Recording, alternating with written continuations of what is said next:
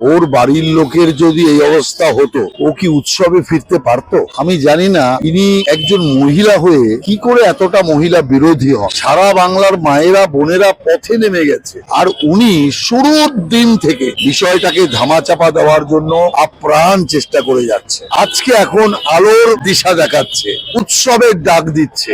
অতএব আমি মনে করি এটা একটা ঘৃণ্য চিন্তা। কিন্তু বাংলার মানুষ আলো তো চায়, কিন্তু যতক্ষণ পর্যন্ত অন্ধকার দূর না হবে বাংলায় প্রকৃত আলো আসবে না। একজন মুখ্যমন্ত্রী এত নিচে নামতে পারে, এত নিচ কার্য করতে পারে, এত নিচ চিন্তা করতে পারে, এটা আমরা স্বপ্নেও ভাবতে পারিনি। সিপি কোনো 7 দিন আগে পদত্যাগের কথা বলেনি, আর যদি বলেও থাকে তা চোর আরেক চোরকে সমর্থন তো করবেই। এই আন্দোলন আপনি ভাবছেন যে মমতা ব্যানার্জির দুটো মিথ্যাচারে বন্ধ হয়ে যাবে, কিংবা আলোর উৎসব হলেই বন্ধ হয়ে যাবে? দুর্গা পূজাও চলবে, মমতার বিসর্জনের বাজনাও বাজতে থাকবে।